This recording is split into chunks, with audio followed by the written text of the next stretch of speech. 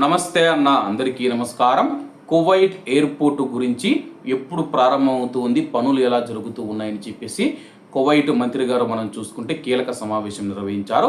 Kuwait రక్షణ మంత్రి Sheikh Abdullah Ali Abdullah Al Salem Al Sabah గారు దేశ పౌర విమానయాన వ్యవస్థను అభివృద్ధి చేయడం మరియు అత్యున్నత భద్రత, రక్షణ మరియు కార్యాచరణ సామర్థ్య ప్రమాణాలకు అనుగుణంగా దాని యొక్క సంసిద్ధతను పెంచడం యొక్క ప్రాముఖ్యతను నొక్కి చెప్పారు.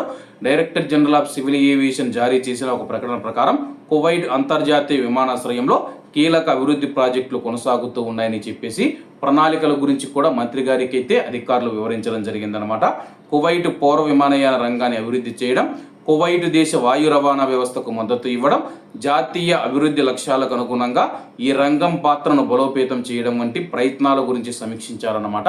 ప్రస్తుతం కువైట్ ఎయిర్పోర్ట్ ఎప్పుడు ఓపెన్ అవుతుందని చెప్పేసి చాలా మంది అయితే అడుగుతూ ఉన్నారన్నమాట. టెర్మినల్ 1 మీద, కువైట్ ఎయిర్పోర్ట్లోని టెర్మినల్ 1 మీద ఇరాన్ దాడి చేసిన తర్వాత చాలామంది గాయపడ్డారు, అలాగే భారతీయులు ప్రాణాలు కోల్పోయిన విషయం అందరికీ తెలిసిందే. ఈ నేపథ్యంలో అక్కడ యుద్ధ ప్రాతిపదికన అయితే పనులు జరుగుతూ ఉన్నాయన్నమాట. మొత్తం కార్మికులు 3 షిఫ్టులలో పనిచేస్తూ ఉన్నారన్నమాట. 3 షిఫ్టులలో పనిచేస్తూ రాత్రింపవళ్ళు వందలాది మంది ప్రవాస కార్మికులు, అధికారులు కావచ్చు, ఉద్యోగులు కావచ్చు, టెర్మినల్ 1ను తిరిగి ప్రారంభించేందుకైతే సన్నాహాలు చేస్తూ ఉన్నారు. అలాగే దీనికి ఎంత సమయం పడుతుందని చెప్పేసి ఇప్పుడే అధికారులు కూడా ప్రకటించలేదన్నమాట. ప్రస్తుతానికి ఎవరైనా వెళ్ళవలసిన వారు టెర్మినల్ 4 నుంచి టెర్మినల్ 5 నుంచి విమాన రాకపోకలు కొనసాగుతూ ఉన్నాయి.